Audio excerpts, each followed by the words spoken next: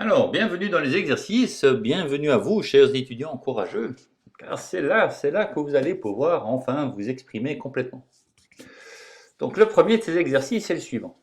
Soit UN, une suite arithmétique définie pour tout n appartenant à l'ensemble des entiers relatifs, c'est-à-dire aussi les naturels. On a la valeur des deux termes suivants. U4 est égal à 3 et U7 est égal à 15. Et on demande de déterminer les éléments caractéristiques de la suite UN. Petit b, on demande de donner la formule de récurrence, puis la formule explicite de la suite UN. Puis on change de suite et on prend Vn, une suite géométrique, définie quel que soit n naturel. On a la valeur des deux termes suivants de nouveau, V2 égale 2 et V5 est égal à 54. Et ce qu'on nous demande, c'est de déterminer les éléments caractéristiques de la suite Vn et de donner la formule de récurrence, puis la formule explicite de cette suite Vn. Voilà, donc je suppose que cet exercice il est clair pour vous, hein, parce que c'est plutôt un exercice déjà de première S que de terminale S. Donc vous en avez fait l'année passée pas mal comme ça. Voilà, donc si c'est clair comme je le pense, eh bien prenez un bout de papier, un crayon, arrêtez ici la vidéo et allez-y, résolvez-le. Alors, si vous n'avez pas bien compris les questions ou n'avez pas su démarrer pour une raison ou une autre, voici mes petits conseils. Donc, tout d'abord, déterminer les éléments caractéristiques d'une suite, ben, c'est déterminer le premier terme et la raison. D'accord? Donc, il faudra, dans les deux cas, déterminer le premier terme et la raison. Alors, lorsqu'on a une suite qui est définie comme ça, ben, vous voyez, vous n'avez pas le premier terme. D'accord? Vous avez le quatrième et le septième. Eh bien, on a vu dans les rappels des formules qui nous donnent, d'accord, des valeurs de UN lorsqu'on ne part pas de U0, mais de UP. C'était UN est égal à UP plus ta dans le cas d'une suite arithmétique. Et dans le cas d'une suite géométrique également, nous avons vu Vn est égal à Vp fois quelque chose. D'accord? Donc il s'agit, dans les deux cas, d'appliquer ces formules-là pour trouver le premier terme et la raison. Voilà, avec ces quelques conseils supplémentaires, je pense que vous allez aller en droite ligne jusqu'au bout. À bientôt pour la solution. Donc, corrigeons cet exercice cette fois-ci. Nous avons donc que U7 est égal à U4 plus 7 moins 4 fois R. Donc c'est en utilisant la définition explicite de la suite. Ce qui veut dire que 15, puisque U7 vaut 15, sera égal à 3 plus 3, 7 moins 4, 3 fois R.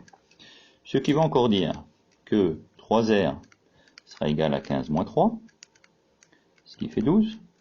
Et donc R sera égal à 12 divisé par 3, ce qui fait 4. Donc on a déjà, grâce à ça, trouvé la raison. La raison de cette fuite est égale à 4.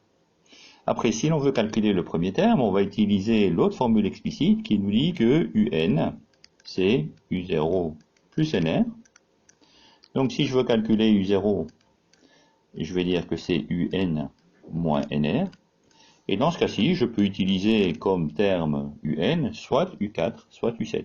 Alors faisons-le avec U4. On aura donc U0, c'est U4 moins 4 fois R, ce qui nous fait 3 moins 4 fois 4. Et donc 3 moins 4 fois 4, ça fait 3 moins 16, ce qui fait moins 13. On a donc trouvé que les termes caractéristiques ou les caractéristiques de la suite sont U0 égale moins 13 et R égale 4. Petit b, ce qu'on nous demandait en petit b, c'était, voilà, donc par récurrence, effectivement, on donne le premier terme U0 égale moins 13, et UN plus 1, le terme d'après, est égal au terme d'avant plus la raison, donc plus 4. Voilà, donc ça nous définit la suite de façon explicite, de façon récurrente, pardon. Pour l'avoir de façon explicite, on a que la formule explicite, c'est UN est égal à U0 plus NR. Pardon, NR, on va le mettre au numérateur avec l'autre. Donc U0, on a vu que c'était moins 13, plus N fois R qui vaut 4. Ce qui peut encore s'écrire moins 13 plus 4n. Voilà, donc ça termine la partie A de cet exercice. Si je fais maintenant la deuxième partie, pardon, donc ça finit la partie 1. Si je fais la deuxième partie, on avait une suite géométrique dont le deuxième terme, V2, était égal à 2.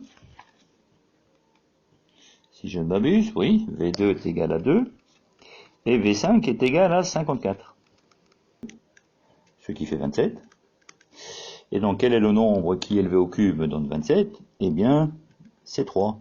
Hein, Q égale 3, puisque Q fois Q fois Q, c'est 3 fois 3 fois 3, ça fait 27. Voilà, donc j'ai trouvé la raison Q est égal à 3. Et à partir de ça, je peux aller chercher le premier terme. Donc le premier terme pour une suite géométrique va s'écrire comme Vn est égal à V0 fois Q exposant n, d'où V0 sera égal à Vn divisé par Q exposant n. Voilà, dans notre cas, le n, on peut le choisir comme étant 2 ou 5, prenons 2, nous allons avoir que V0 c'est donc V2 sur Q carré, ce qui est égal à 2 sur, alors Q au carré, Q c'est 3 au carré, 9, ça fait 2 neuvièmes, et donc je trouve que le premier terme vaut V0 égale 2 neuvièmes, alors que la raison valait 3. Donc les caractéristiques de cette suite géométrique sont un premier terme V0 qui vaut 2 neuvièmes et une raison Q qui vaut 3. La définition par récurrence de cette suite est donc V0 égale 2 neuvièmes et Vn plus 1, le terme d'après, sera égal au terme d'avant fois Q qui vaut 3. C'est-à-dire que Vn plus 1 sera égal à 3 fois Vn. Quant à la définition explicite, eh bien, elle s'écrira sous la forme Vn est égal à V0 fois Q exposant n, ce qui vaut 2 neuvièmes fois 3 exposant n. Et voilà, on a répondu ainsi aux deux questions et aux deux sous-questions de cet exercice. Voilà, et je vous laisse vous reposer un tout petit peu avant d'attaquer le prochain. À tout de suite. Alors, dans cette question 2, en identifiant chacune des sommes comme une somme de termes d'une suite arithmétique ou géométrique, déterminez chacune de leurs valeurs. Donc il faut calculer les sommes. Petit a, on a 12 plus 7 plus 2 plus moins 3 plus tatatata plus moins 28. Petit b, 27 plus 3 plus 1 tiers plus tatata plus 1 sur 243. Enfin, petit c, on a 2 tiers plus 8 tiers plus 14 tiers plus tatatata plus 62 tiers. Et le petit d, ce sera 1 sur 2 exposant 4, plus 1 sur 2 exposant 6, plus 1 sur 2 exposant 8, plus tatatatata, plus 1 sur 2 exposant 24. Et donc pour ces 4 exercices, il faut déterminer la somme. Suivant les cas, c'est une suite arithmétique, suivant les cas, c'est une suite géométrique. Voilà. Allez, c'est à vous. Papier et crayon, arrêtez la vidéo et foncez. Et puis à bientôt pour les corrections. Mais faites-le, ne venez pas voir les corrections tout de suite, hein. Faites l'exercice, c'est important. Regarder la solution, c'est bien, mais la trouver soi-même, c'est beaucoup mieux. Nous voyons que dans le A, la suite des termes est obtenue du premier jusqu'au dernier en retirant 5 systématiquement. Donc 12 moins 5, ça fait 7, moins 5, ça fait 2, moins 5, ça fait moins 3, et ainsi de suite. Donc on peut dire effectivement là que c'est une suite arithmétique dont le premier terme U0 est égal à 12, et la raison R est égale à moins 5. La définition explicite d'une telle suite est UN est égal à U0 plus NR. Et comme l'on sait que le dernier terme vaut moins 28, mais ça va nous permettre de déterminer combien il y a de termes dans cette suite, hein, parce que les 3 petits points nous disent qu'on ne le sait pas d'avance. Donc on va déterminer le nombre de termes en se disant que n est égal à UN moins U0, le tout divisé par R. Alors ce dernier terme il vaut moins 28, le premier terme il valait moins 12, Et comme on a déterminé que la raison était moins 5, je vais avoir moins 28 moins 12 divisé par moins 5. Alors moins 28 moins 12, ça fait moins 40, divisé par moins 5, ça fait 8. On en déduit que la somme recherchée est la somme des 9 premiers termes d'une suite arithmétique. Et donc, la somme des 8 premiers termes d'une suite arithmétique, ce sera U0 plus U8 divisé par 2, multiplié par le nombre de termes, c'est-à-dire 9. C'est donc égal au premier terme qui vaut 12, plus le terme numéro 8 qui était le dernier terme de la suite qui vaut moins 28, sur 2, fois 9. Alors 12 moins 28, ça fait moins 16. Moins 16 divisé par 2, ça fait moins 8.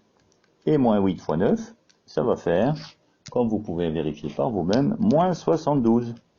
Voilà, donc la somme des n termes qui étaient dans le premier exercice A, eh bien ça vaut moins 72, en ayant reconnu que c'était une suite arithmétique qui contenait 9 termes, et dont on a calculé la somme. Donc voilà la façon de faire pour cet exercice.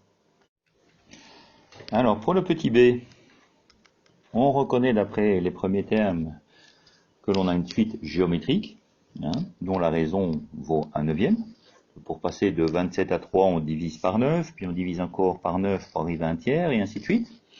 Donc voilà, on va avoir une suite géométrique de raison Q est égale à 1/9, et dont le premier terme, U0, est égal à 27.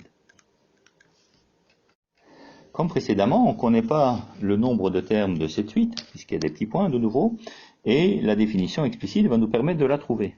Donc on a, pour une suite géométrique, que la définition explicite c'est UN égale U0 fois Q exposant N, et donc on va trouver N en disant que...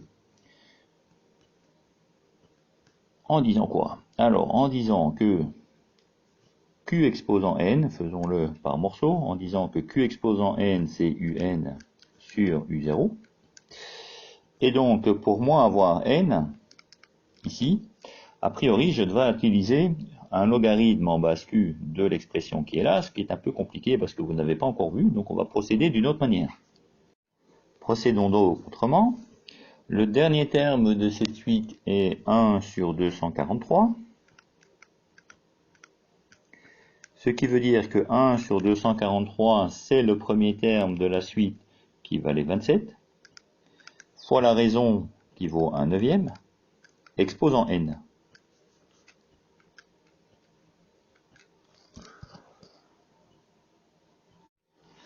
On a donc 1/9 exposant N est égal à 1 sur 243 divisé par 27. Alors 1 sur 243 divisé par 27, si vous prenez votre machine, vous calculez, vous allez voir que ça fait 1 sur 6561. Et par la suite, on va avoir que 9 exposant N sera donc égal à 6561, en inversant les membres de droite et de gauche de l'équation précédente. Tout ce qu'il nous reste à faire là est de prendre la machine et de donner différentes valeurs à n pour voir quand est-ce que 9 exposant ce fameux n va être égal à 6561. Et on déterminera ainsi le nombre de termes de cette suite. Alors la calculatrice permet de déterminer effectivement les puissances successives du nombre 9. Et elles sont 9 exposant 1 c'est 9, 9 exposant 2 c'est 81, 9 exposant 3 est égal à 729, et enfin 9 exposant 4 est égal à 6561. Cela veut donc dire que le nombre de termes qu'il y avait dans notre suite, n, est égal à 4. Dès lors que l'on sait ça, on sait que le 1 sur 243 qui était le dernier terme, était le terme de rang 4. Pour calculer la somme, nous devons donc calculer une somme de 4 termes, sachant que d'une façon générale, la somme pour une suite géométrique s'exprime de la façon suivante. La somme, c'est U0, le premier terme, fois 1 moins Q exposant n plus 1 sur 1 moins Q, où n plus 1 est le nombre de termes impliqués dans la suite. Le premier terme de la suite étant égal à 27, nous aurons donc que c'est égal à 27 fois 1 moins la raison que l'on a déterminée qui était de 1 neuvième, exposant le nombre de termes, bon, on va de U0 à U4, donc il y a 5 termes, divisé par 1 moins 1 neuvième. Alors, si on calcule cela, ça va nous donner cette fois-ci, comme vous pouvez le vérifier, ça va nous donner 27 fois 1 moins 1 neuvième exposant 5, divisé par 1 moins 1 neuvième, ça fait 8 neuvièmes. Donc par simplification de 27 avec 8 neuvièmes, eh bien on va obtenir que c'est 243 huitièmes, multiplié par 1 moins 1 neuvième exposant 5. Voilà, donc ça c'est la forme correcte complètement, il n'y a pas d'approximation, donc c'est la réponse correcte. Évidemment après, si vous voulez voir à peu près à combien ce terme se montre, combien vaut cette somme, eh bien vous pouvez faire un petit arrondi. Voilà, et ça termine cet exercice B du 2. Il nous reste encore le CLD.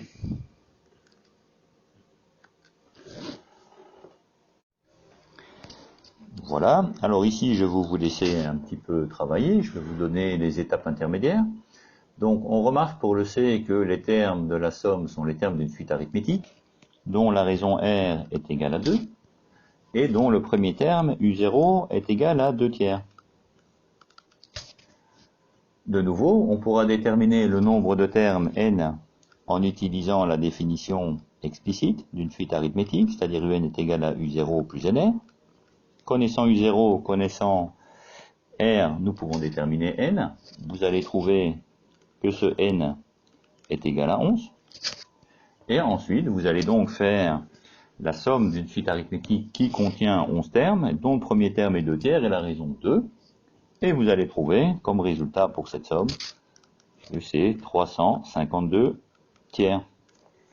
Voilà, si vous avez un problème avec ça, vous me le demanderez lors de l'interactivité, mais normalement, vu le A et le B qu'on a fait ci-dessus, vous devez être capable de travailler cet exercice par vous-même.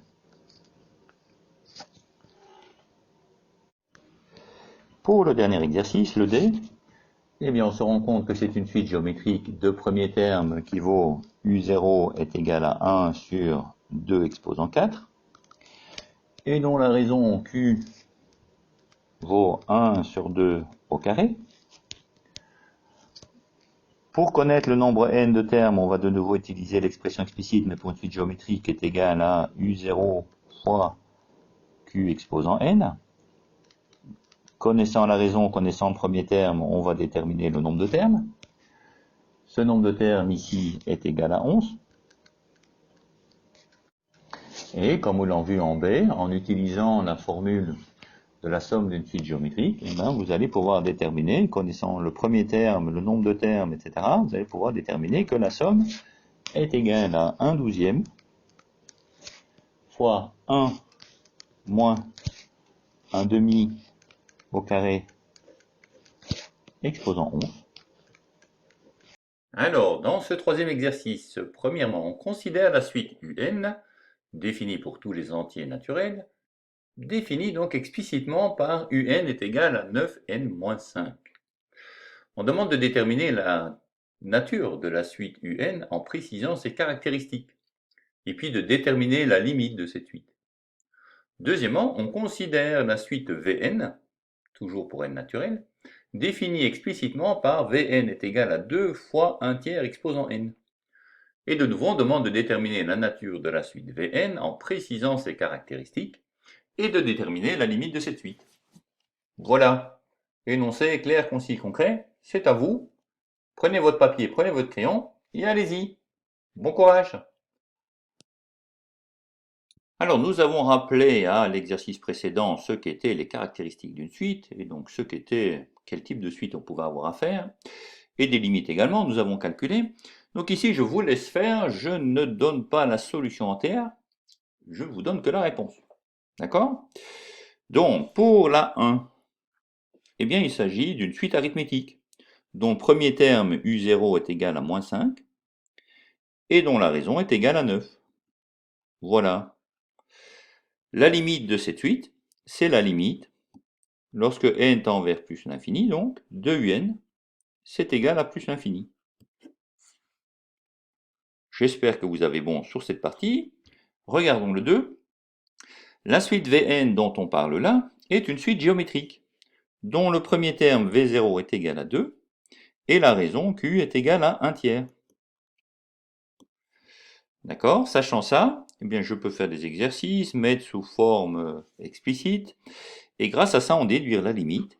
Et la limite lorsque n tend vers plus l'infini de Vn, eh bien c'est égal à 0 dans ce cas-ci. Voilà, j'espère que vous avez reconnu pourquoi. Et le pourquoi, il se trouve dans la valeur de Q, de la raison. Vous savez que si Q est entre moins 1 et 1, il se passe quelque chose de particulier, à la limite, eh bien c'est ça qu'on a appliqué. Voilà. Si vous ne savez plus exactement, allez revoir les rappels. A tout de suite pour le prochain. Alors, dans ce quatrième exercice, on considère la suite UN définie sur l'ensemble des naturels par U0 égale 2 et UN est égal à 2 fois 2 tiers exposant n plus n.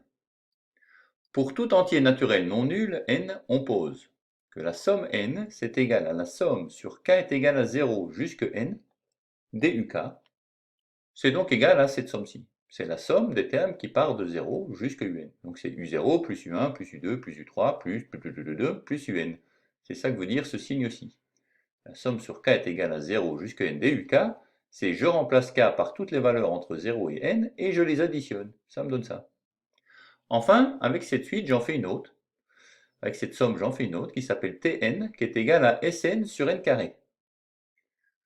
Question. Premièrement, on veut exprimer le terme Sn en fonction de n. Et deuxièmement, déterminer la limite de la suite Tn. Voilà. Donc un petit exercice légèrement plus compliqué, mais pas tant que ça. D'accord? Donc arrêtez ici la vidéo et allez-y pour la correction. Papier, crayon. Et c'est parti. Alors, allons-y pour la solution. Attention ici, je vous donne une solution rapide. Donc il y aura des étapes intermédiaires un petit peu à faire. Donc on va d'abord calculer les premiers termes de la suite.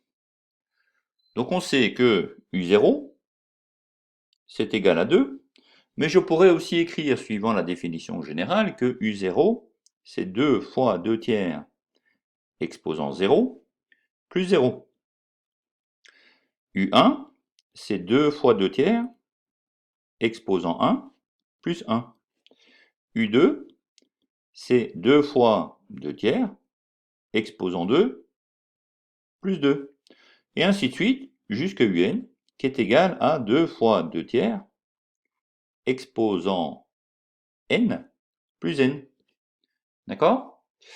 Donc, si je veux faire la somme de tous ces termes, ici, je fais une somme de tout ça, Sn. Donc Sn, ce sera U0 plus U1 plus U2 plus tous les termes jusqu'à UN. Ce sera donc égal à, alors regardez, je vais mettre les premières parties ensemble. Ça va être 2 fois 2 tiers exposant 0, plus 2 fois 2 tiers exposant 1, plus 2 fois 2 tiers exposant 2, plus tatata, plus 2 fois 2 tiers exposant n. Et la deuxième partie, tous ces termes ici, ce sera plus 0, plus 1, plus 2, plus tatata, plus n. D'accord? Alors, vous remarquez ici qu'on a donc une autre expression qui peut s'écrire, puisque j'ai 2 fois 2 fois 2 fois, je peux mettre le 2 en évidence. Donc, cette partie-là, la première, peut aussi s'écrire comme étant égale à 2 fois 2 tiers exposant 0, plus 2 tiers exposant 1, plus 2 tiers exposant 2, plus 2 tiers exposant n. Boum. Et le deuxième, ben, je le laisse comme il est, c'est 0, plus 1, plus 2, plus plus n. Et bien voilà. Là, ici, je remarque deux choses. C'est que la première partie, là, c'est une suite géométrique. Et la deuxième partie, là, c'est une suite arithmétique. D'accord? Et donc, je peux jouer avec ça. Et en jouant avec ça, je vais trouver que Sn, en fait, c'est donc la somme de deux parties. La partie suite géométrique va me donner que c'est égal à 6 fois 1 moins 2 tiers exposant n plus 1. Et la partie géométrique, la partie arithmétique, pardon, donc ça c'était la partie géométrique, et la partie arithmétique, ça va être donc 0 plus 1 plus 2 plus tatata plus n, ben là on l'a reconnu directement. Cette somme-là, c'est n fois n plus 1 sur 2. Voilà. Donc là, on a bien exprimé Sn en fonction de n. Alors, en continuant pour la partie 2, donc ici, partant du Sn qu'on vient de trouver, qui est égal à 6 fois 1 moins 2 tiers exposant n plus 1 plus n fois n plus 1 sur 2, on nous dit que Tn, c'est Sn sur n carré. Donc, je prends cette expression qui est Sn et je la divise par n carré, ce qui me donne ceci.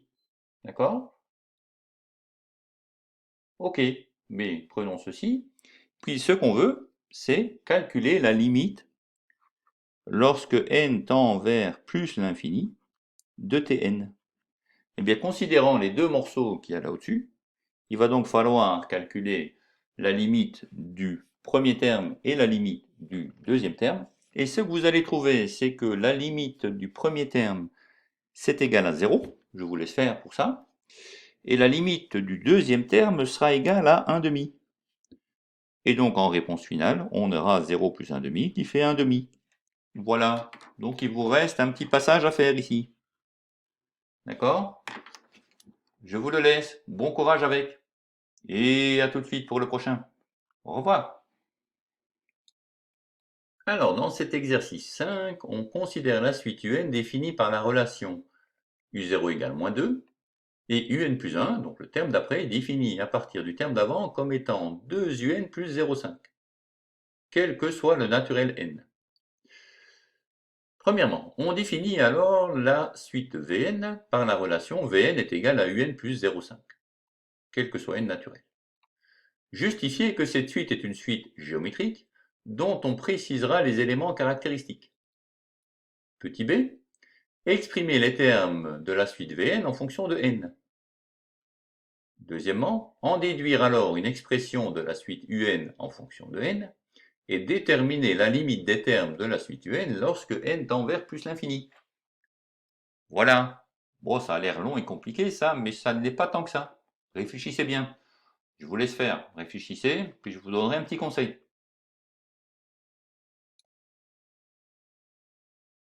Alors, le petit conseil, il est que cette suite, comme vous pouvez le remarquer, c'est une suite arithmético-géométrique. S'il n'y avait pas le 0,5 là, ce serait une suite géométrique. S'il n'y avait pas le x2 là, on aurait une suite arithmétique, mais la combinaison des deux nous donne une suite arithmético-géométrique. Et on fait en général, dans ce cas-là, une substitution, comme ceci, pour montrer qu'on a une suite géométrique. Ayant une suite géométrique, on peut déterminer sa fonction, la forme explicite de cette suite géométrique, parce que ça on connaît. Et une fois qu'on a la forme explicite de cette suite géométrique, on peut aller calculer les limites. Voilà. Mais avec tout ça, écoutez, vous pouvez y aller, hein, résolvez. Et là, moi, dans quelques instants, je vous donne les réponses pour que vous puissiez vérifier. Alors, voici les réponses. Donc, pour le premier, A. Eh bien, la suite Vn, on peut démontrer que c'est une suite géométrique, qui est telle que Vn plus 1 est égal à 2 fois Vn. Donc, la raison Q est égale à 2. Et le premier terme, bien, en le calculant, on va trouver, le premier terme, ce sera moins 1,5. D'accord? Voilà la première. Alors, l'expression explicite de cette suite, ce sera Vn est égal à moins 1,5, qui est le premier terme, fois la raison exposant n. Voilà pour le 1. Alors, pour le 2, on nous demande alors d'obtenir les termes. Alors, on sait que les termes de la suite, un cette fois-ci. Donc on nous demande de déterminer la forme explicite de un. Eh bien, à partir de la relation qui existe entre un et vn, on peut dire que un, ce sera moins 0,5 moins 1,5 fois 2 exposant n. Et enfin, troisièmement, si on veut regarder maintenant les limites de ça, eh bien on va avoir que la limite lorsque n tend vers plus l'infini de qui? De un, ce sera la limite lorsque n tend vers plus l'infini, donc de moins 0,5 moins 1,5 fois 2 exposant n, ce qui fait, comme vous pouvez le déduire après un petit peu d'investigation, ça nous fait moins l'infini. Ok? Alors, j'ai fait une petite écriture qui n'est pas très bonne, je corrige, voilà, 2 exposant n. Alors pourquoi moins l'infini? Je vous le dis juste à la fin, hein, comme petit truc là. Donc on a ici un morceau d'une suite géométrique, où Q vaut 2. Donc Q est plus grand que 1. Et on sait que quand Q est plus grand que 1, Q exposant n tend vers l'infini. Hein, ici vous faites 2 fois 2 fois 2 fois 2 fois 2 fois 2 fois 2, eh bien ça fait 2, 4, 8, 16, 32, 64, 128, etc. Ça monte vers l'infini plus vite que n. Donc ceci tend vers l'infini, avec le moins, ça fait moins l'infini, et si je retire encore moins 0,5, ça change rien au résultat, qui vaut donc moins l'infini.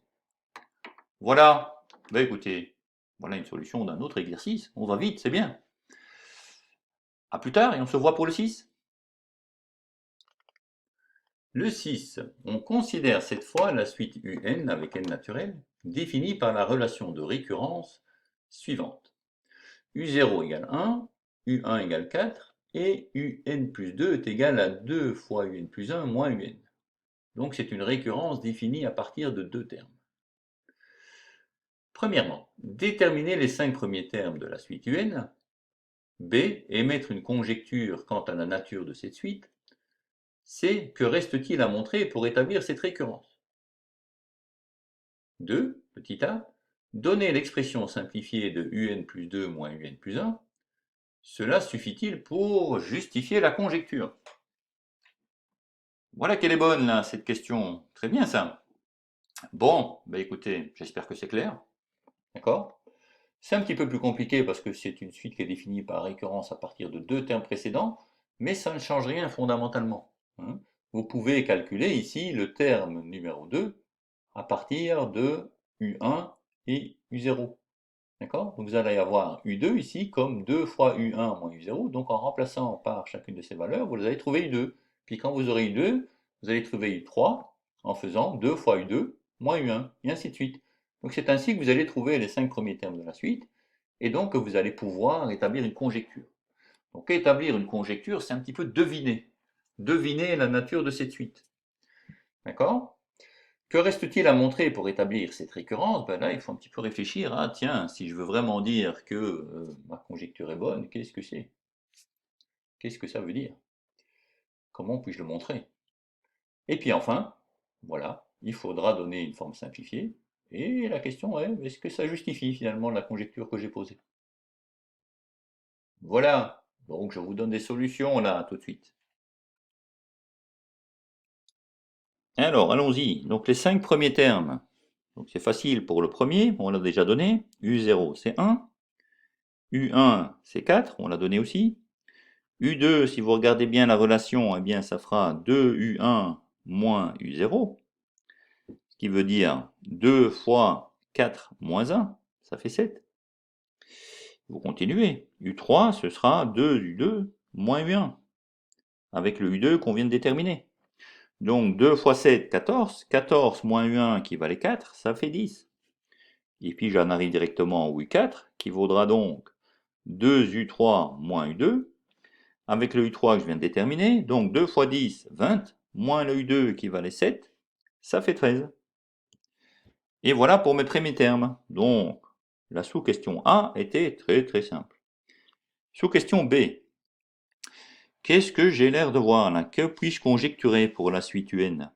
Donc j'ai 1, 4, 7, 10, 13. Oh, ben, si vous êtes attentif là, il semblerait que lorsque je fais ça, je fais plus 3, puis je fais encore plus 3, puis encore plus 3, et puis encore plus 3. Donc on dirait que c'est une suite arithmétique de raison 3, et dont le premier terme vaut 1. D'accord?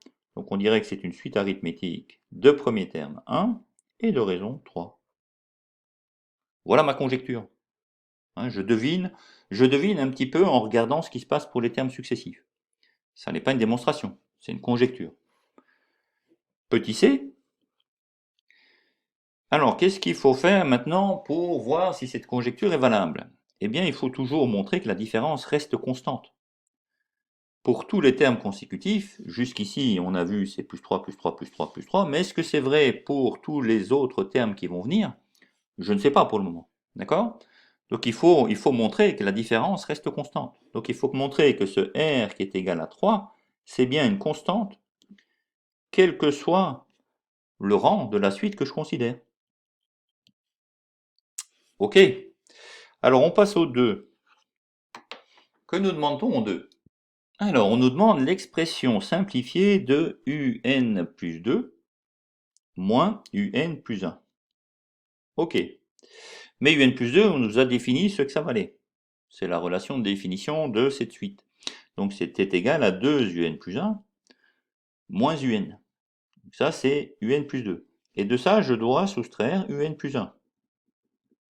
Donc la relation, elle me dit que 2 un plus 1 moins un plus 1, finalement ça simplifie à un plus 1 moins un. Voilà la simplification. Ça c'est le petit a. Alors, le petit b, on nous demande de dire alors, est-ce que cette relation qui exprime la différence entre deux termes successifs permet de justifier ma conjecture? Et ma conjecture, donc, c'est que c'était une suite arithmétique de raison 3. D'accord? Et pour finalement justifier cette conjecture, il fallait que cette raison 3 soit bien constante au fur et à mesure. Donc il faut bien effectivement que un plus 1 moins un soit égal à r qui vaut 3. Et donc, effectivement, cette relation permet d'affirmer que la différence de deux termes consécutifs est égale à la différence des deux termes consécutifs suivants. Et donc, le raisonnement par récurrence permettra d'affirmer que cette différence de deux termes consécutifs est toujours constante pour la suite un. Ok. Donc voilà. C'en est terminé de cet exercice. Donc j'étais parti pour vous donner qu'une solution, qu'une réponse. Puis finalement, j'ai développé la totalité quasiment. Voilà. Eh bien écoutez, j'espère que vous êtes satisfait. Et je vous attends tout de suite pour le 7, où là, sans faiblir, je vous donnerai une solution complète. À bientôt. Alors, dans ce 7e exercice, on nous demande de montrer que pour tout entier naturel supérieur ou égal à 3, on a 2n carré plus grand ou égal à n plus 1 au carré. Et puis deuxièmement, de montrer par récurrence que pour tout entier n supérieur ou égal à 4, 2 exposant n est plus grand ou égal à n carré. Voilà. Bon, cet exercice, il doit vous rappeler un petit peu une question du quiz que je vous avais posée.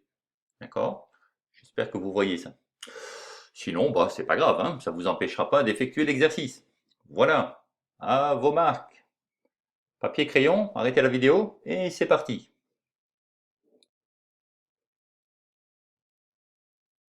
Tout s'est bien déroulé? Bon, je l'espère. Si pas, si ce n'est pas le cas, petit conseil, eh bien écoutez, ici on vous demande de montrer que pour tout entier naturel ou égal à 3, on doit avoir ça. C'est montré, c'est pas démontré, c'est pas une démonstration par récurrence. Donc ici, il faut simplement finalement résoudre cette inéquation, d'accord?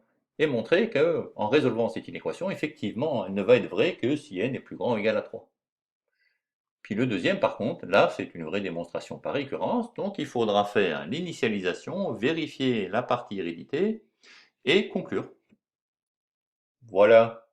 Eh bien écoutez, la solution arrive, mais travaille avant. Alors, la correction. La correction est la suivante. Donc, on veut montrer que 2n carré est plus grand ou égal à n plus 1 au carré, quel que soit n plus grand ou égal à 3. Eh bien, exprimons cette condition d'une façon différente, en faisant tout passer dans le membre de gauche pour exprimer la différence.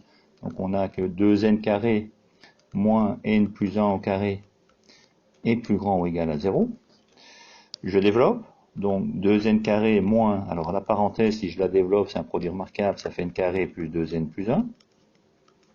Tout ça étant plus grand ou égal à 0. Finir de développer, c'est retirer la parenthèse, donc ça va faire 2n carré moins n carré moins 2n moins 1 qui est plus grand ou égal à 0. Pour arriver à mettre ensemble les termes qui sont de même nature, donc 2n carré moins n carré, ça me donne n carré. Donc j'ai n carré moins 2n moins 1 plus grand ou égal à 0. Ceci est presque un carré parfait, donc on va essayer de le reformer pour exprimer la condition d'une façon simple. Donc ceci c'est n carré moins 2n plus 1 moins 2, plus grand ou égal à 0.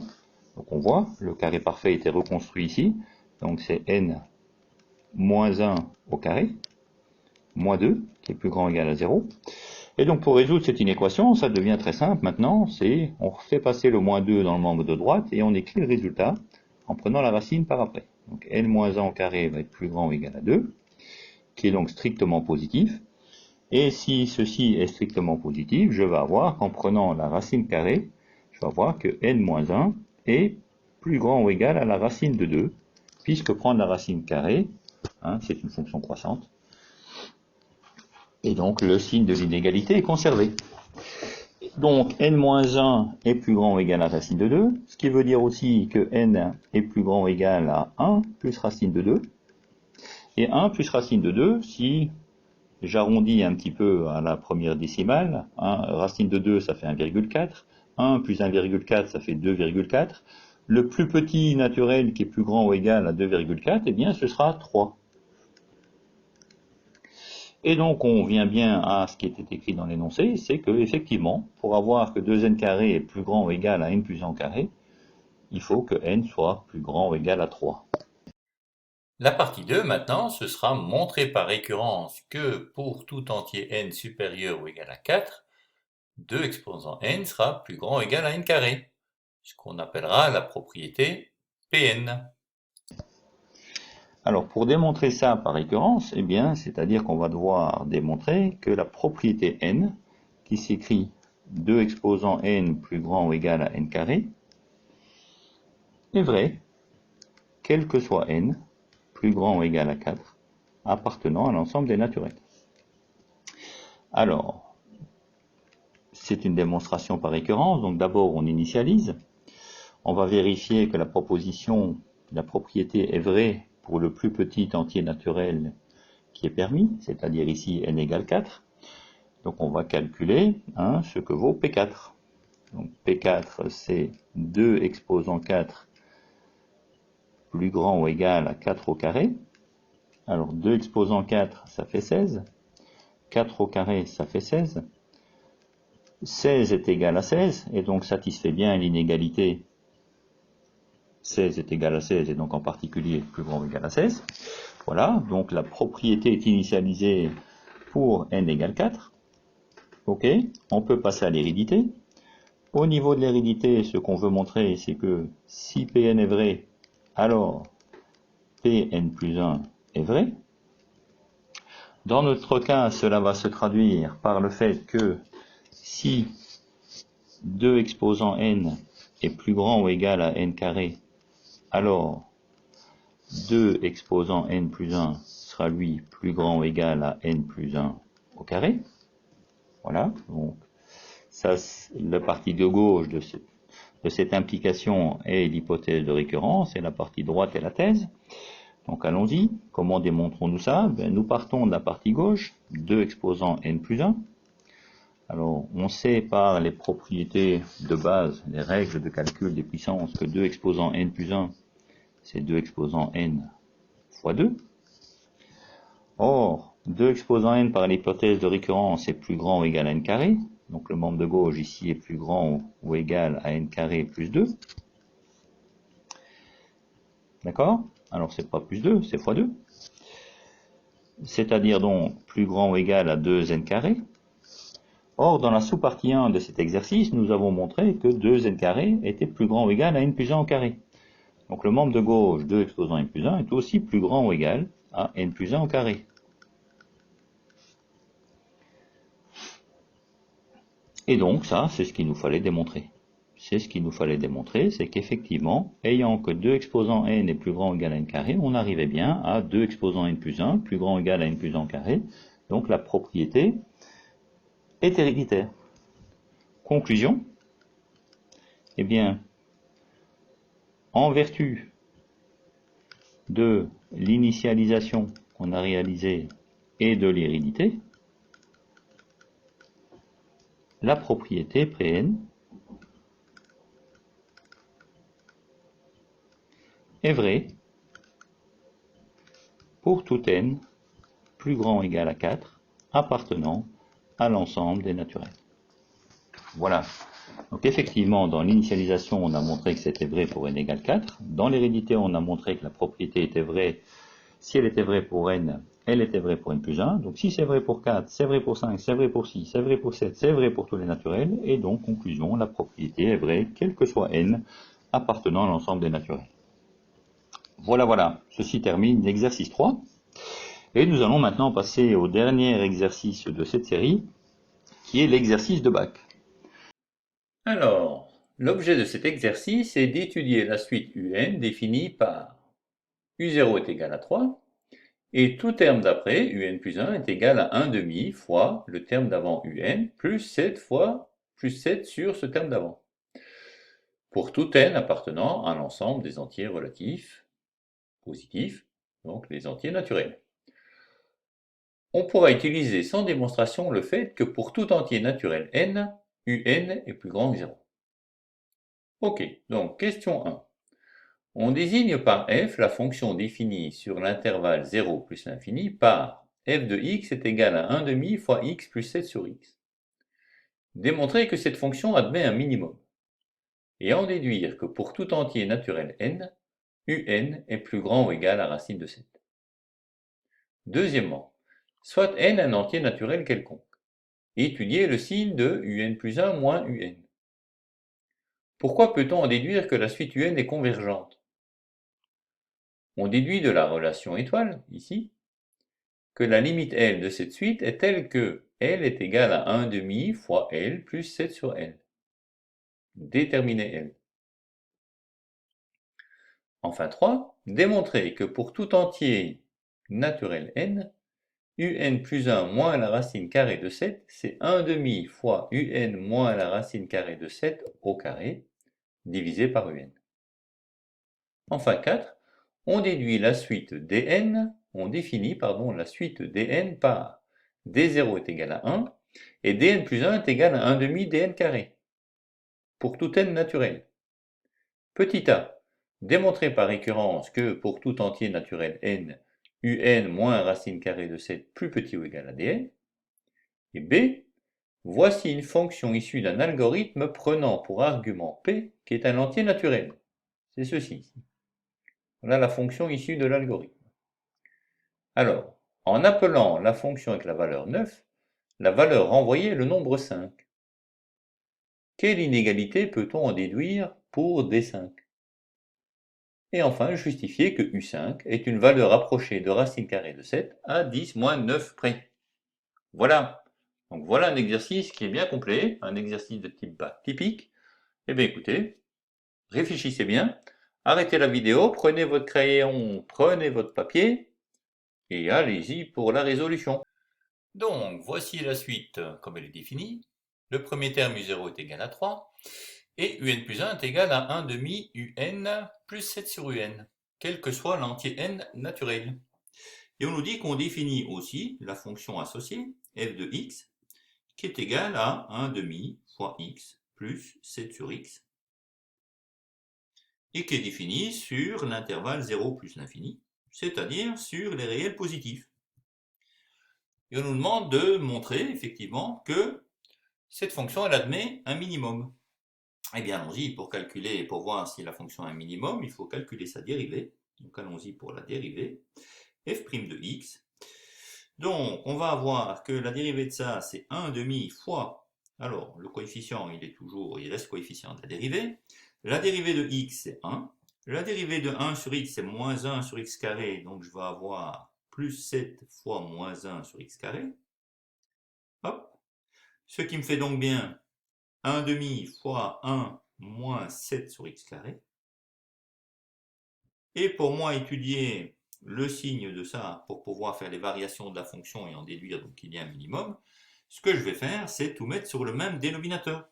Donc on va tout mettre sur 2x carré. Alors, le moins 7, il était déjà sur 2x carré. Et pour le 1, eh bien, il faut simplement le multiplier par x carré. Donc ça va faire x carré moins 7 sur 2x carré. Voilà. Et je dois étudier le signe de cette dérivée. Alors, x carré moins 7, pour étudier le signe, regardons le numérateur. Quand est-ce que x carré moins 7 est égal à 0? Bon, ben ça c'est relativement simple, ça veut dire que x doit être égal à plus ou moins racine de 7. Et quand est-ce que 2x carré est égal à 0? Ben, lui, a priori, ça ne doit pas arriver parce qu'il est en dénominateur, mais ça arriverait pour la valeur 0, qui a été exclue, puisqu'on travaille sur un domaine de définition qui est de 0 à plus l'infini, 0 étant exclu. Donc, le tableau qui permet de faire le signe de la dérivée sera le suivant. On va aller pour x qui est défini donc sur 0 plus l'infini, on va partir de 0, on va aller jusqu'à plus l'infini, et on va regarder le numérateur, x carré moins 7. Alors, dans le domaine qui est prévu ici, eh bien c'est en 7 qu'il se passe quelque chose.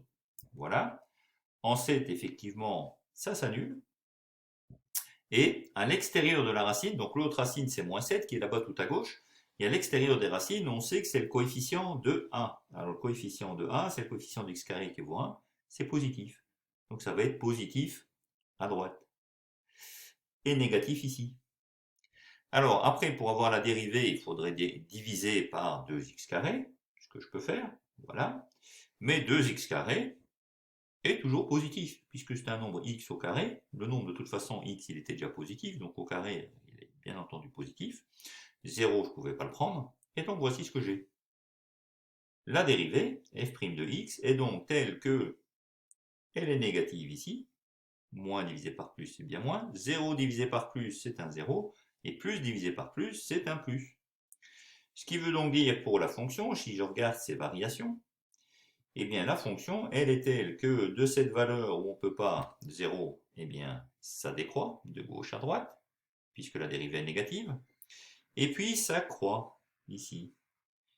Et entre les deux, j'ai un 0 entre une valeur négative et une valeur positive de la dérivée, donc c'est un minimum. Et ce minimum, voilà, donc c'est pas en 7, hein, pardon, c'est en racine de 7. Ce minimum, il est en f de 7, f de racine de 7, pardon. Voilà.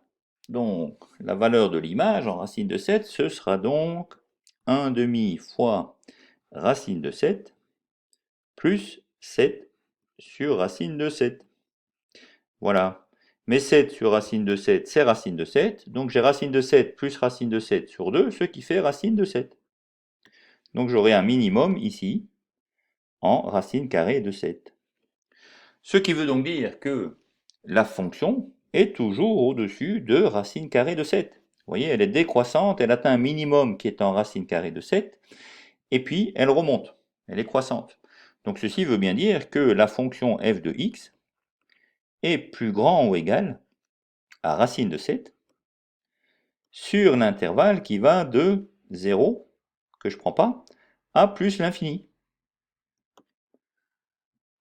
Eh bien, puisque la fonction elle est toujours supérieure ou égale à racine carrée de 7, eh bien on aura aussi que si je ne prends que les valeurs naturelles de cette fonction, puisqu'une fonction est définie pour tout x appartenant à l'ensemble des réels qui est dans l'intervalle ici 0 plus l'infini, donc dans les réels strictement positifs, si je ne prends que les valeurs naturelles, j'aurai donc que un, la suite qui est associée à cette fonction, sera telle que un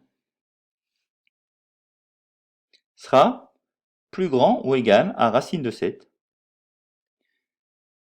quel que soit n, appartenant à cet ensemble des naturels.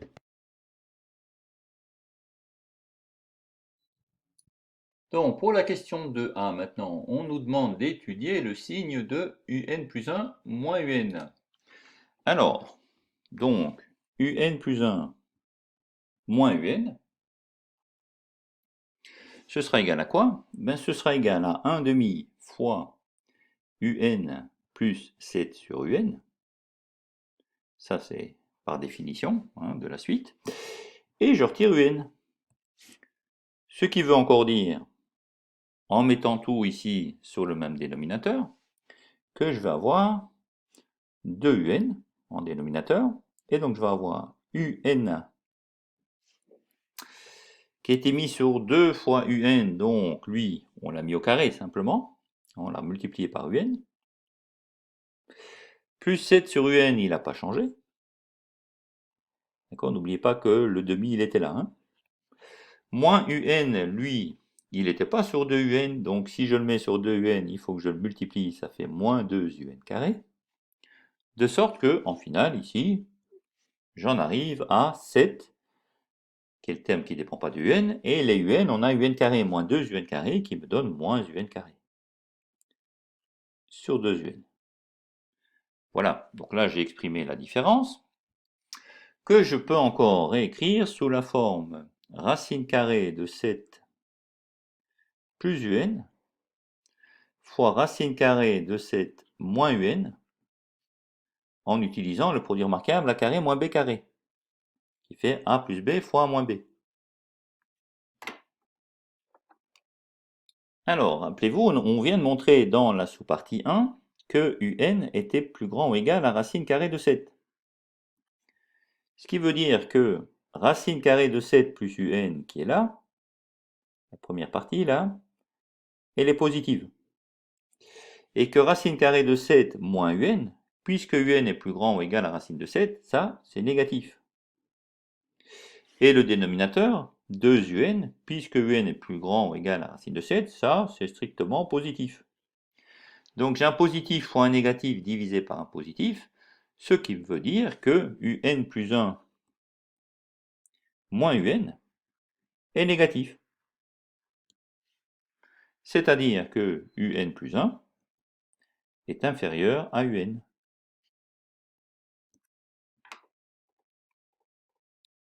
Petit b, donc pourquoi peut-on en déduire que la suite un est convergente? Eh bien, si un plus 1 est plus petit ou égal à un, c'est que la suite un est décroissante.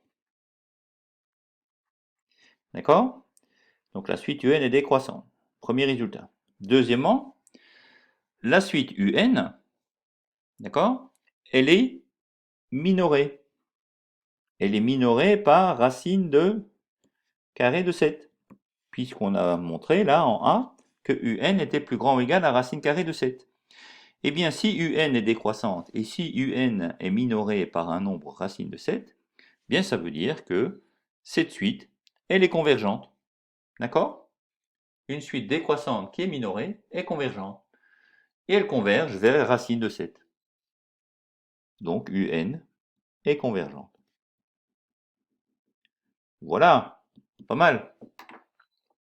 Alors, donc, on déduit de la relation étoile, celle-là, que la limite L de cette série est telle que L est égale à 1 demi fois L plus 7 sur L. Rappelez-vous, ça dans les rappels, on l'a vu comme le théorème du point fixe. Donc c'est où on converge en fait. On demande de déterminer L. Alors, moi je vous ai un petit peu déjà donné la réponse, je vous ai dit qu'on allait vers racine carrée de 7. Et bien là on va le démontrer. On va le déduire du théorème du point fixe. Allons-y. Alors, comment fait-on ça? Eh bien, petit c donc, on va résoudre l'équation L est égale à 1 demi fois L plus 7 sur L. D'accord? Donc ça c'est l'équation L est égale à f de L. Théorème du point fixe, c'est-à-dire que la valeur de la fonction en un point est égale à ce point. Ok? Donc en résolvant cela, qu'est-ce que je fais? Ben, faisons tout passer à gauche. Ça va faire L moins 1 demi fois L plus 7 sur L qui sera égal à 0. Ce qui veut encore dire, j'ai un L en dénominateur là-bas, donc je vais tout mettre, et j'ai un 2 en dénominateur, donc je vais tout mettre sur le même dénominateur qui est 2L. Comme L ne l'était pas, ça va me faire 2L fois L, 2L carré, moins la parenthèse. Alors, lui, le L là est multiplié par L, ça lui fait L carré. Et le 7, il était déjà sur L, donc je ne le bouge pas. Voilà ce que ça me donne. Et ça, est égal à 0. Ce qui veut encore dire, hop, on passe à la page, pardon, on passe à la page suivante, ce qui veut encore dire que L carré moins 7 sur 2L est égal à 0. Or, L carré moins 7 par la relation le produit remarquable A carré moins B carré, je peux de nouveau l'écrire comme A moins B fois A plus B, donc ça va faire L moins racine carrée de 7 fois L plus racine carrée de 7 sur 2L qui est égal à 0. Et donc, le réel L solution de cette équation, ce sera L est égal à racine carrée de 7, pour le premier facteur là, ou L est égal à moins racine carrée de 7, pour le deuxième facteur. Donc la valeur, c'est soit moins racine carrée de 7, soit racine carrée de 7. Mais de nouveau, d'après la question 1, tous les termes de la suite appartiennent à l'intervalle racine carrée de 7 plus l'infini. Tous les termes de la suite sont au-dessus. Hein, un est plus grand ou égal à racine carrée de 7. Donc tous les termes sont au-dessus. Donc ça peut certainement pas être moins racine carrée de 7. On en déduit donc que la limite, lorsque n tend vers plus l'infini, de un est égal à L, est égal à racine carrée de 7. Donc quand une suite est décroissante et minorée par un certain nombre, qui était ici racine carrée de 7, eh bien cette suite converge vers racine carrée de 7. Et là on vient de le démontrer à l'aide du théorème du point fixe. Alors, on continue. Donc démontrer maintenant que pour tout entier naturel n, on ait ceci. Donc un plus 1 moins racine carrée de 7, c'est égal à ça. Bon, allons-y. Donc, troisièmement, un plus 1 moins racine carrée de 7, c'est égal à quoi? Alors, par la définition de la suite, c'est donc 1 demi fois un, plus 7 sur un, moins racine carrée de 7. D'accord? Je mets tout sur le même dénominateur qui était 2un, et je vais donc avoir un carré plus 7, moins racine carrée de 7. Pour pouvoir effectuer éventuellement des simplifications, ou en tout cas voir ce à quoi c'est égal, je dois tout mettre sur le même dénominateur. Donc je vais avoir un carré plus 7 moins 2 fois racine de 7 fois un. Et vous reconnaissez là, j'en suis sûr, un produit remarquable. D'accord? Ici j'ai un carré. Là c'est le carré de racine carrée de 7. Et ça c'est un double produit. Donc j'ai ici un moins racine carrée de 7 au carré sur 2un. D'accord? Vous aviez reconnu le produit remarquable? Si pas, ben écoutez, croyez-moi, et puis redéveloppez-le, vous allez voir. Donc, a moins b au carré, c'est a carré moins 2ab plus b carré. Donc, un au carré, il est là. Moins racine de 7, ici racine de 7 au carré, ça fait 7, il est là. Et le double produit, c'est-à-dire un fois racine de 7 fois 2, avec le moins, il est bien ici. Moins 2 racine de 7 fois un. Donc voilà, on vient bien de montrer effectivement que un plus 1 moins racine carrée de 7, c'est un moins racine de 7 au carré sur 2un. Bon, très bien, nous avons démontré donc cette partie 3. Nous avons démontré ceci. À quoi ça sert? Ben, probablement que ça va nous servir dans la 4. Donc lisons la 4. On définit la suite dn comme d0 est égal à 1 et dn plus 1 c'est 1 demi dn carré. Voilà. Pour tout n naturel. Démontrer par récurrence que pour tout entier naturel n, un moins racine de 7 est plus petit ou égal à dn. D'accord? Allez, on y va pour ça alors.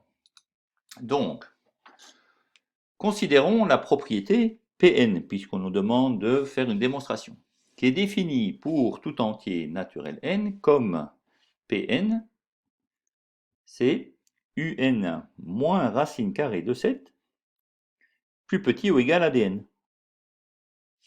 Voilà. Ça, c'est notre propriété qui dépend du naturel n, quel que soit n, donc appartenant à n. Et on veut montrer à l'aide d'un raisonnement par récurrence que cette propriété est vraie pour tout entier naturel n. Donc, si c'est par récurrence, il faut commencer par une initialisation, i. Donc, il faut montrer que la propriété, elle est vraie pour n est égal à 0. Donc, pour n est égal à 0, on aura que u0 moins racine carrée de 7, c'est égal à quoi? Ben, u0, c'était égal à 3. Donc, je vais avoir 3 moins racine carrée de 7. Et 3 moins racine carrée de 7, c'est à peu près 0,35 si je le fais à la machine à calculer. D'accord? Par ailleurs, d0, si vous regardez bien comment était défini dn, d0 vaut 1. Voilà.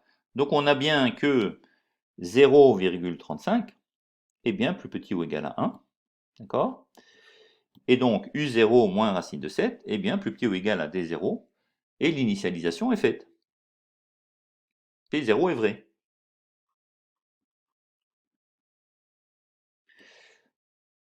Si P0 est vrai, je peux alors passer à l'hérédité et démontrer donc que si Pn est vrai, ça implique que Pn plus 1 est vrai.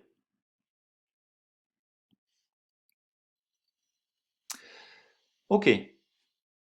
Alors, si donc un moins racine de 7 est plus petit ou égal à dn, ce que je veux démontrer, c'est que un plus 1 moins racine carrée de 7 est plus petit ou égal à dn plus 1.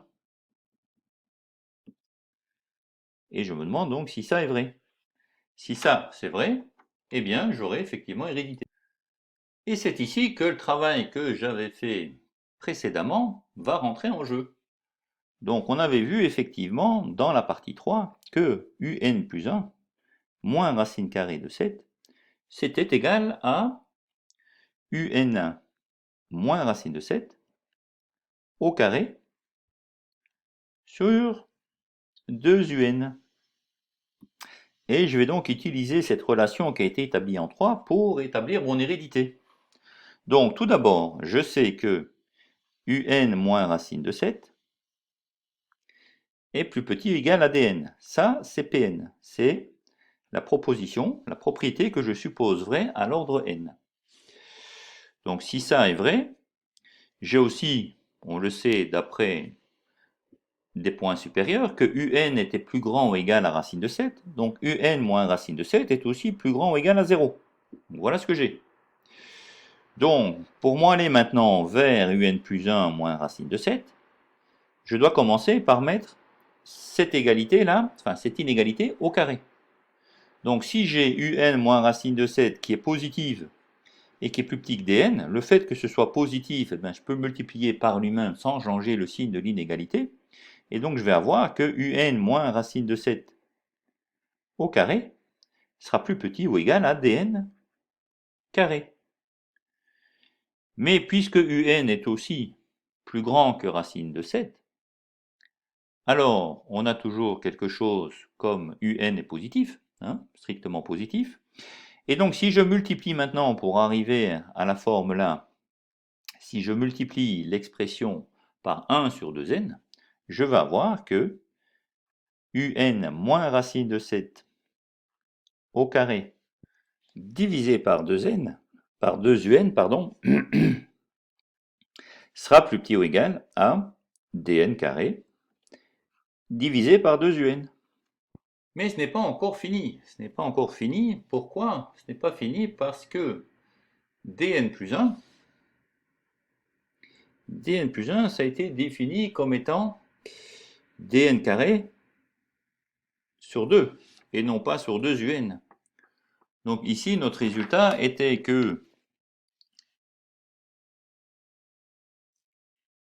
un plus 1 moins racine carrée de 7 était plus petit ou égal à 1 demi fois dn carré sur un. Et il faut encore arriver pour dire que ça, c'est plus petit ou égal à dn plus 1. Mais il faut encore arriver à cette expression-ci. Donc vous voyez que la différence entre les deux, ça se joue au niveau de un. Donc, que savons-nous de un? Ben, un, c'est plus grand ou égal à racine de 7. Ça, on l'a déterminé ici plus haut. Donc, 1 sur un, ça va être comment par rapport à l'inverse? Ah, est-ce que vous vous rappelez bien ça? Donc, si j'ai un plus grand que racine carrée de 7, 1 sur un, eh bien oui, ce sera dans l'autre sens, évidemment. Ce sera plus petit ou égal à 1 sur racine carrée de 7.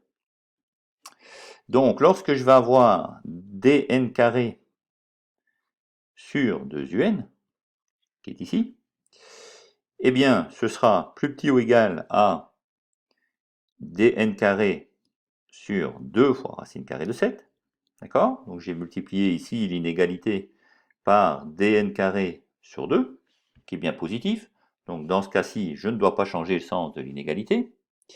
Et donc, j'aurai que dn carré sur 2un sera plus petit ou égal à dn carré sur 2 fois racine carrée de 7, qui est là strictement plus petit que dn plus 1. D'accord?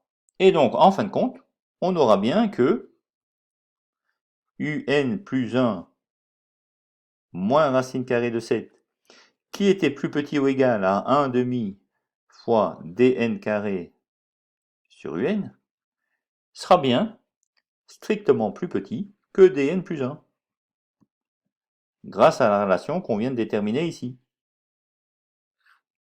Voilà. Et donc la propriété vient d'être établie au niveau de l'hérédité. D'accord? Conclusion, toujours finir par une conclusion. La propriété Pn a été initialisée au rang 0 et elle vérifie la propriété d'hérédité. Donc à l'aide d'un raisonnement par récurrence, on vient de montrer que cette propriété Pn est vraie, quel que soit l'entier naturel n. D'accord? Donc, P0 est vérifié. Si Pn est vrai, alors Pn plus 1 est vrai. Ça, c'est ce qu'on a démontré. Ce qui veut dire que si la propriété est vraie pour 0, elle est vraie pour 1. Si elle est vraie pour 1, elle est vraie pour 2. Si elle est vraie pour 2, elle est vraie pour 3. Et donc, elle est vraie pour tous les naturels. Et donc, la propriété, d'accord, Pn, est vraie pour tous les naturels. Voilà ce qui finit cette démonstration par récurrence. Bon, on n'a toujours pas fini cet exercice gigantesque. Pouah, c'est quelque chose, hein? Donc, petit b, voici une fonction issue d'un algorithme, qui est là, qui dépend d'un argument p, qui est un entier naturel. Alors, en appelant la fonction avec la valeur 9, la valeur qui est renvoyée est le nombre 5. Quelle inégalité peut-on en déduire pour D5 et justifier que U5 est une valeur approchée à racine carrée de 7 à 10 moins 9 près? Bon, allons-y pour cette dernière partie. Donc, qu'avons-nous là? Je continue. Hop. Voilà. Une nouvelle page pour écrire. Donc, D5, nous avons que D5 vérifie l'inégalité D5 plus petit ou égal à 10 moins 9, d'après ce qu'on nous a dit. Or, d'après la question 1, on sait que UN est plus grand ou égal à racine carrée de 7. Donc, ce qui veut dire que UN moins racine carrée de 7 est plus grand ou égal à 0.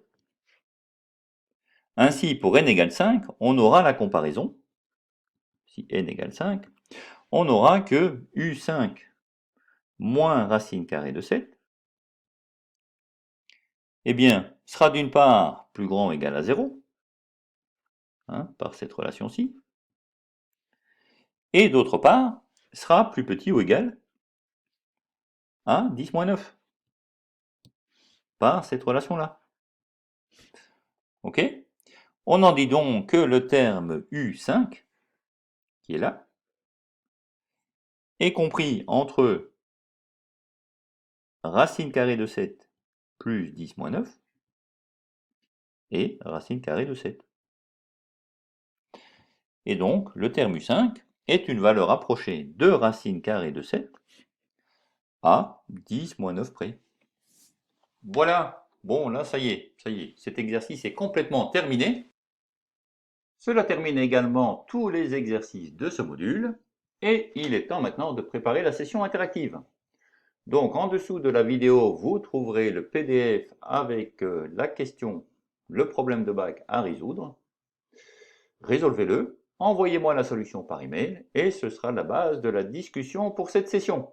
Voilà, en attendant, j'espère que ce module vous a plu, comme il m'a plu moi-même de vous le présenter, et je vous attends avec impatience dans la suite, dans le prochain module, dès que vous vous sentez prêt à l'attaquer. À bientôt et bonne fin de journée.